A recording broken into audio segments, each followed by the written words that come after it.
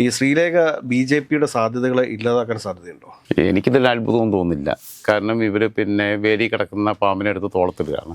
ആ ശ്രീലേഖ എന്ന് പറയുന്ന ഒരു ഊതി വീർപ്പിച്ച ബലൂണാണ്.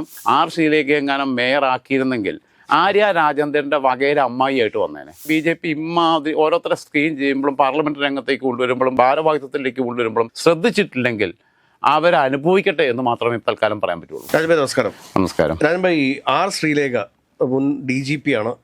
അതിനുശേഷം അവർ റിട്ടയർമെൻറ്റിന് ശേഷം അവർ ബി.ജെ.പി രാഷ്ട്രീയത്തിൻ്റെ ഭാഗമായിട്ട് മാറുന്നു. അത് കഴിഞ്ഞ് തിരുവനന്തപുരം കോർപ്പറേഷനിലേക്ക് നടന്ന തെരഞ്ഞെടുപ്പിൽ കൗൺസിലറായി വിജയിക്കുന്നു. മേയറാകുമെന്നൊരു തെറ്റിദ്ധാരണ അവർക്കുണ്ടായിരുന്നു. അതിനുശേഷം ഓരോ ദിവസവും ഓരോ മണിക്കൂറിലും അവർ ബി.ജെ.പിയെ ട്രബിൾ ചെയ്യുന്നൊരു കാഴ്ചയാണ് നമ്മൾ കണ്ടുകൊണ്ടിരിക്കുന്നത്. ഈ ശ്രീലേഖ ബി.ജെ.പിയുടെ സാധ്യതകളെ ഇല്ലാതാക്കാൻ സാധ്യതയുണ്ടോ? എനിക്കിതിൽ അത്ഭുതമൊന്നും തോന്നുന്നില്ല. ഞാൻ സിബിയോട് പേഴ്സണലായിട്ട് പറയാറുണ്ടെന്ന് ഞാൻ പറഞ്ഞു.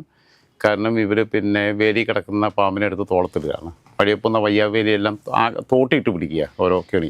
ശ്രീലേഖ IPS എന്ന് പറഞ്ഞ ബോർഡ് വെച്ചപ്പോൾ തന്നെ IPS വായിച്ച് കളയാൻ പറഞ്ഞു. കാരണം ഇപ്പോഴും ഇങ്ങനെ നിൽക്കുക. ബി.ജെ.പിക്കകത്ത് അത്യാവശ്യം കൺഫേർഡ് IPS കിട്ടിയ ഒരാളുണ്ട്. ഭരതത്തന്നെ IPS ഉണ്ട്. പിന്നെയുള്ള IPSകാർ മുഴുവൻ അങ്ങോട്ട് പോവുമായിരുന്നു. അതായത് സെൻകുമാർ സാറ് പോയി, ജഗത് തോമസ് സാറ് പോയി, ഒക്കെ പോയി. അവർക്കൊക്കെ ഒരു ഡിഗ്നിറ്റി ഉണ്ട്. സെൻകുമാറിന് ഒരിക്കലും പാർലമെൻ്ററി വ്യാമോഹമുള്ള ഒരാളല്ല. പുള്ളി ഹൈലി സ്പിരിച്വലാണ്. പുള്ളി വേറെ രീതിയിൽ പോകുന്ന, പക്ഷേ പുള്ളി പച്ചയായ മനുഷ്യനായതുകൊണ്ട് ചിലപ്പോൾ ഈ മാധ്യമങ്ങൾ ചോദ്യം ചോദിക്കുമ്പോൾ പ്രകോപിതനായിട്ട് എന്തെങ്കിലുമൊക്കെ വിളിച്ച് പറയുന്നതേ ഉള്ളൂ. എനിക്കിഷ്ടമുള്ളൊരു മനുഷ്യനാണ്. നല്ലൊരു ഉദ്യോഗസ്ഥരായിരുന്നു. കേരളത്തിലെ IPS ഉദ്യോഗസ്ഥരിൽ എണ്ണം പറയാവുന്ന ഉദ്യോഗസ്ഥന്മാരിൽ ഒരാളായിരുന്നു.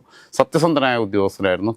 കീഴ് ജീവനക്കാരോട് മാന്യമായി പണിയെടുക്കുന്നവരോട് മാന്യമായി പെരുമാറുകയും വടിവിട്ട വടിയിലൂടെ പോകുന്നവർക്ക് മുഖേറിടുകയും ചെയ്യുന്നതിൽ വളരെ വിദഗ്ധനായിട്ടുള്ള, വളരെ അച്ചടക്കമുള്ള സേനയുടെ തലപ്പത്തിരുന്ന ഒരാളാണ് ജഗത് തോമസ് സാറ്. അവസാനം ഈ കാക്കിപ്പാലിലൊക്കെ ഇട്ടേച്ച് RSSൻ്റെ വേഷം കെട്ടി ഫാൻസി ഡ്രസ്സിന് പോയതൊഴിച്ചാൽ പുള്ളി നല്ല അറിവും വിവരമുള്ള ഒരു വ്യക്തിയാണ്. പക്ഷേ ഈ ഇലക്ഷൻ്റെ തൊട്ടു മുമ്പ് നമ്മളൊരു സ്റ്റോറി ചെയ്തു. ഇവർ പരാജയപ്പെടേണ്ടവർ എന്നുകൊണ്ട് നമ്മൾ സ്റ്റോറി ചെയ്തു. ഈ പ്ലാറ്റ്ഫോമിലാണ് നമ്മൾ ചെയ്തതെന്നിട്ട് പറഞ്ഞു. തീർച്ചയായിട്ടും ഇവർ പരാജയപ്പെടേണ്ടവർ എന്ന് പറഞ്ഞതിനകത്ത് BJP എന്ന് ഒരാൾ മാത്രമേ പെട്ടിട്ടുള്ളൂ. CPM നമ്മൾ ആരെയും പെടുത്തിയിട്ടില്ല. നമ്മൾ ബാക്കിയെല്ലാം പെടുത്തിയത് രാഹുൽ മാങ്കൂട്ടുമായിട്ട് ബന്ധപ്പെട്ട ടീമാണ്. തിരുവനന്തപുരം കോർപ്പറേഷനിൽ രണ്ട് പേരാണ് പരാജയപ്പെട്ടതെന്ന് നമ്മൾ പറഞ്ഞത്. ഒന്ന് നേമൻ ഷജീർ, കോൺഗ്രസിൻ്റെ സ്ഥാനാർത്ഥി, യൂത്ത് കോൺഗ്രസിൻ്റെ ജില്ലാ പ്രസിഡന്റ്. ഒന്ന് ശ്രീലേഖ. നമ്മൾ ബാക്കിയുള്ളതെല്ലാം പത്തനംതിട്ട ഭാഗത്തേക്കാണ് വിളിച്ചത്. ഫെനി നൈനാൻ, റിനോപി രാജൻ, മറ്റേ സവിതാ ബാലകൃഷ്ണൻ, ശ്രീനാദേവി കുഞ്ഞമ്മ, അങ്ങനെയൊക്കെയുള്ളതിൽ അതിൽ ശ്രീനാദേവി കുഞ്ഞമ്മ, അതായത് നമ്മൾ 8 പേരെ പറഞ്ഞതിൽ 5 പേരും പരാജയപ്പെട്ടു. 3 പേരാണ് ജയിച്ചത് റിനോപി രാജൻ പഞ്ചായത്തിലേക്ക് മത്സരിച്ച്, ഏനാത്ത് പഞ്ചായത്തിൽ മത്സരിച്ച് ജയിച്ചു. ശ്രീനാദേവി കുഞ്ഞമ്മ കുറഞ്ഞ വോട്ടുകൾക്ക് ജില്ലാ പഞ്ചായത്തിലേക്ക് ജയിച്ചു. പക്ഷേ അപ്പുറത്ത് സവിതാ ബാലകൃഷ്ണൻ ജില്ലാ പഞ്ചായത്തിലേക്ക് രാഹുലിൻ്റെ ഏറ്റവും വേണ്ടപ്പെട്ട ആളാണ്, പരാജയപ്പെട്ടു. നമ്മൾ പറഞ്ഞതിനകത്ത് 5 പേരും പരാജയപ്പെട്ടു. നേമൻ ഷജീറും പരാജയപ്പെട്ടു. തിരുവനന്തപുരം കോർപ്പറേഷനിലേക്ക് ശ്രീലേഖ ജയിച്ചു കഴിഞ്ഞപ്പോൾ കുറേ ഈ ചാണക സംഖ്യകൾ എന്ന് പറയുന്നല്ലോ, അവരെല്ലാം എന്നെ വന്നിട്ട് കുറേ ചീത്ത വിളിക്കുകയൊക്കെ ചെയ്തായിരുന്നു. നമ്മളെ ചാനലിൻ്റെ അടിയിലും വന്ന് വിളിച്ചിട്ടുണ്ട്. ആരുടെ കൂടെയാണ് ശ്രീലേഖയെ പറഞ്ഞതെന്നുള്ളതും കൂടി ആലോചിക്കുന്നത്. ഇവർ ചിന്തിക്കേണ്ട കാര്യം അതാ. ബാക്കിയുള്ള BJPക്കാരെ ആരെയും നമ്മൾ പറഞ്ഞില്ലല്ലോ. VV രാജേഷിനെ പറഞ്ഞില്ലല്ലോ, ആശയെ പറഞ്ഞില്ലല്ലോ, ബാക്കിയുള്ളവരെയൊന്നും പറഞ്ഞില്ലല്ലോ. നമ്മൾ പറഞ്ഞത് കേരളത്തിലെ 14 ജില്ലകളിലായിട്ട് എത്രയോ BJP സ്ഥാനാർത്ഥികൾ മത്സരിച്ചു, എത്രയോ ഇടതുമുന്നണി സ്ഥാനാർത്ഥികൾ മത്സരിച്ചു. ആരും പരാജയപ്പെടേണ്ടവർ എന്ന് പറഞ്ഞിട്ട് നമ്മൾ പറഞ്ഞിട്ടില്ലല്ലോ. എത്രയോ UDF സ്ഥാനാർത്ഥികൾ മത്സരിച്ചു, ആരെക്കുറിച്ചും പറഞ്ഞിട്ടില്ല. ഈ 8 പേരെക്കുറിച്ച് സ്പെസിഫിക് ആയിട്ട് പറഞ്ഞതിനകത്ത് ഒരൊറ്റ BJPക്കാർ പെട്ടെങ്കിൽ, അതും തിരുവനന്തപുരം കോർപ്പറേഷനകത്ത് നേമ സജീറിനോടൊപ്പം പരാജയപ്പെടേണ്ട രണ്ടാമത്തെ ആളെന്ന് പറഞ്ഞ് ശ്രീലേഖയെക്കുറിച്ച് പറയണമെന്നുണ്ടെങ്കിൽ അതിൽ ചില കാരണങ്ങളുണ്ടായിരുന്നു. ശ്രീലേഖ എന്ന് പറയുന്ന ഒരു ഊതി വീർപ്പിച്ച ബലൂണാണ്. അതൊരു അല്പത്തരത്തിനും അഹങ്കാരത്തിനും കയ്യും കാലും വെച്ചതാണ്. ശ്രീലേഖ എങ്ങാനും മേയർ ആക്കിയിരുന്നെങ്കിൽ ആര്യ രാജേന്ദ്രൻ്റെ വകയിലെ അമ്മായിയായിട്ട് വന്നേനെ. ആര്യ രാജേന്ദ്രന് 11 വയസ്സേ ഉള്ളൂ. അതിൻ്റെ പക്വത കുറവുണ്ടാന്ന് പറയുക. ഇവർക്ക് ഈ 60 വയസ്സ് കഴിഞ്ഞ് റിട്ടയർഡായിട്ട് ഇമ്മച്ചുറാന്നേ, അല്പത്തരമാണ്, അങ്ങേയറ്റം അല്പത്തരമാണ് കാണിച്ചുകൊണ്ടിരിക്കുന്നത്. പ്രശാന്തിൻ്റെ അടുത്ത് പോയിട്ട് കാണിച്ചതിനകത്ത് ഞാൻ വലിയ എതിർപ്പൊന്നും പറയുന്നില്ല. ഓഫീസിൻ്റെ കാര്യമാണ്, ബാക്കിയുള്ളതാണ്, ഒക്കെയാണ്. അതും അവർ പേഴ്സണലായിട്ട് സംസാരിച്ചതെന്നൊക്കെ പറഞ്ഞു.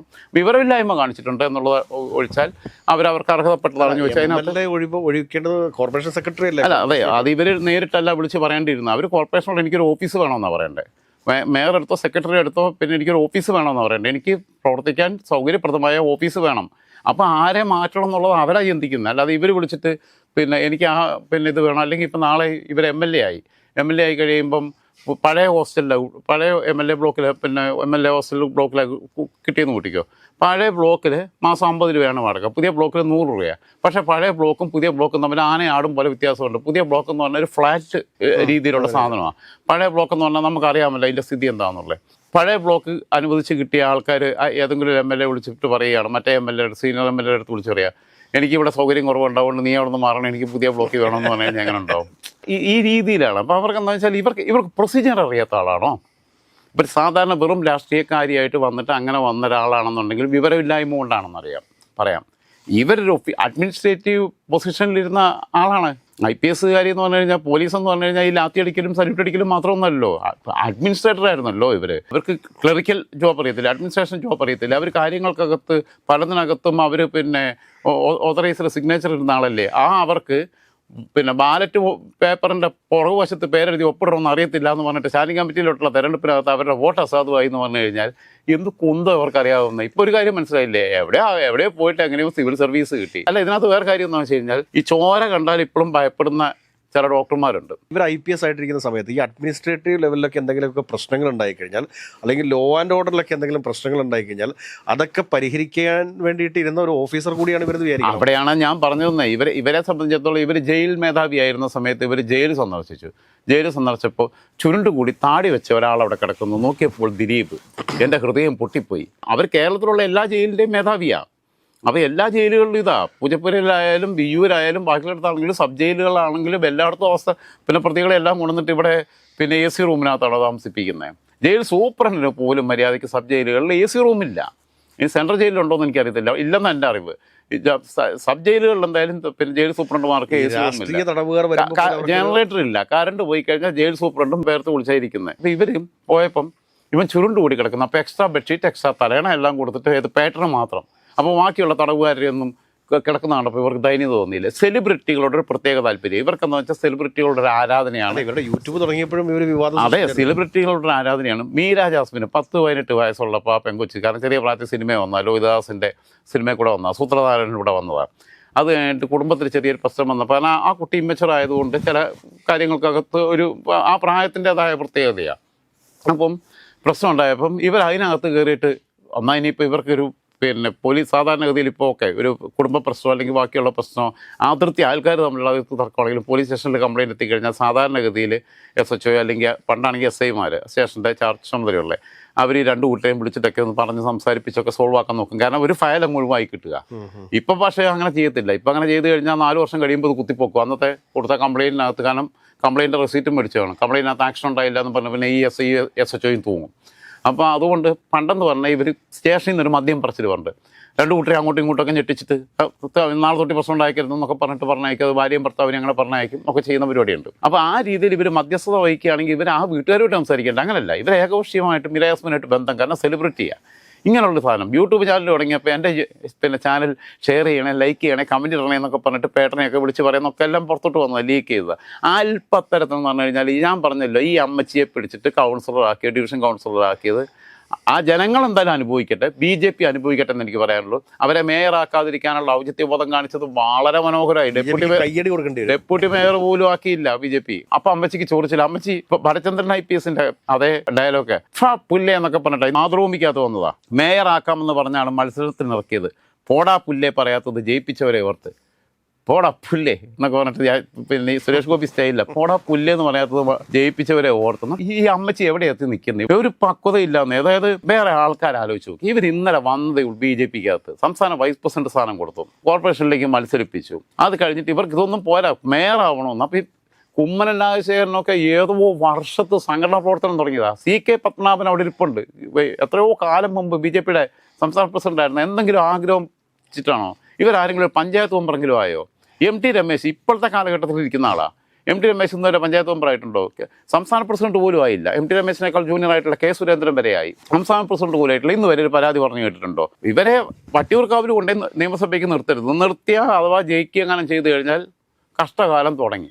അതേസമയം VV രാജേഷിനെ കുറിച്ച് എനിക്ക് അഭിപ്രായ വ്യത്യാസം ഉണ്ടായിരുന്നതിന് മുമ്പ് ഞാൻ പല പ്രാവശ്യം വിമർശിച്ചിട്ടുണ്ട്. പക്ഷേ VV രാജേഷ് മേയറായതിനു ശേഷമുള്ള ഓരോ മൊമെൻറ്റ്സും ഓരോ വാക്കുകളും വളരെ ഡൗൺ ടു എർത്ത് ആയിട്ടാണ് പറയുന്നത്. പറയേണ്ടത് മാത്രമേ പറയുന്നുള്ളൂ. നിങ്ങൾ കോർപ്പറേഷനിലെ കാര്യം ചോദിച്ചാൽ പറയാം. മറ്റു രാഷ്ട്രീയം ഞാൻ ശ്രദ്ധിച്ചില്ല, വാർത്ത കണ്ടതാണെങ്കിലും ഞാൻ കണ്ടില്ല. ഞാനിപ്പോൾ എന്നോട് പാർട്ടി ഫോക്കസ് ചെയ്യാൻ പറഞ്ഞേക്കുന്ന കോർപ്പറേഷനിലെ കാര്യങ്ങളിൽ.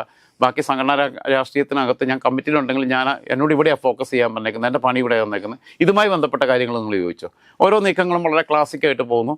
എവിടെയും ഒരു തലക്കനം കാണിക്കുന്നില്ല, അഹങ്കാരം കാണിക്കുന്നില്ല, ജാട കാണിക്കുന്നില്ല, ഒന്നുമില്ല.